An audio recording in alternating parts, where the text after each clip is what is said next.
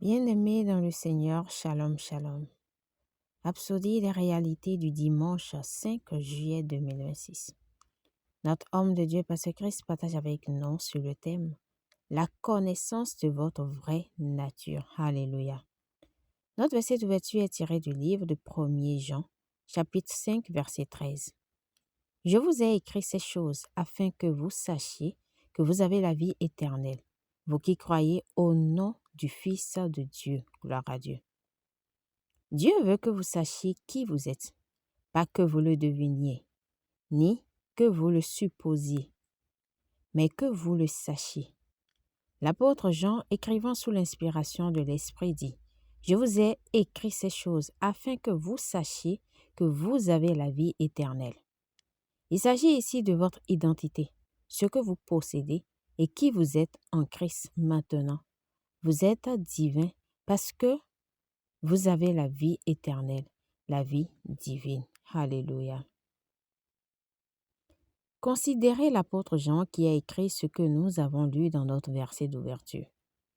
À l'époque de la grande persécution, après que Jean fut arrêté, ils l'ont mis dans une grande marmite bouillante pour le faire frire vivant. Ils étaient bien décidés à le faire mourir.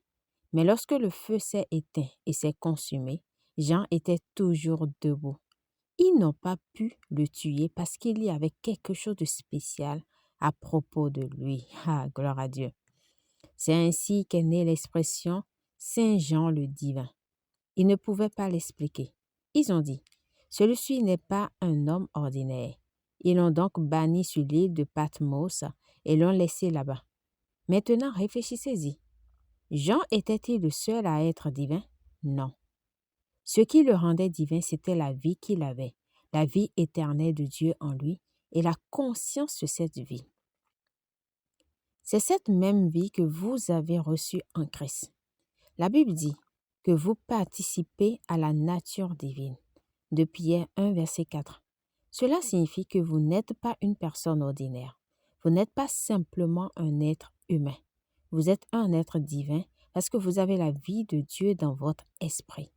Mais vous devez en prendre conscience, sinon vous penserez, parlerez et réagirez d'un point de vue naturel. Or, cela n'est pas votre véritable identité.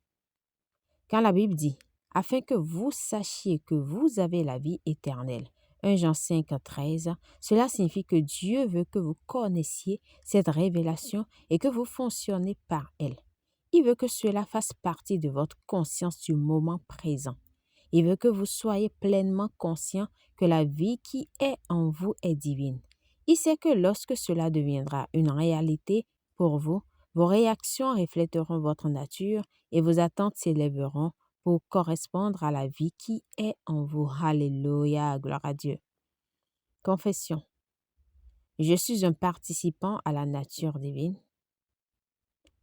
et je vis en ayant pleinement conscience de la vie de Dieu en moi.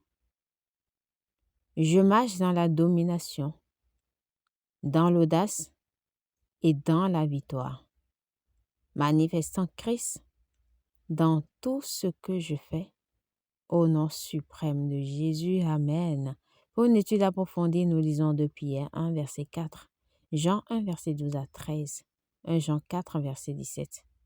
Nous aimerions maintenant vous donner l'opportunité de naître de nouveau, de recevoir la vie éternelle, la vie divine qui était en Jean, que vous la receviez maintenant au travers de votre foi en Jésus-Christ et de cette confession que vous allez faire maintenant. Alors si vous croyez, faites cette prière de tout votre cœur et de manière à vous entendre. Dites, ô Seigneur Dieu, je crois de tout mon cœur en Jésus-Christ, Fils du Dieu vivant. Je crois qu'il est mort pour moi et que Dieu l'a ressuscité des morts. Je crois qu'il est vivant aujourd'hui. Je confesse de ma bouche que Jésus-Christ est le Seigneur de ma vie à partir d'aujourd'hui. Par lui et en son nom, j'ai la vie éternelle. Je suis né de nouveau. Merci Seigneur d'avoir sauvé mon âme. Je suis désormais un enfant de Dieu. Alléluia. Félicitations si vous avez fait cette prière, vous êtes désormais un enfant de Dieu.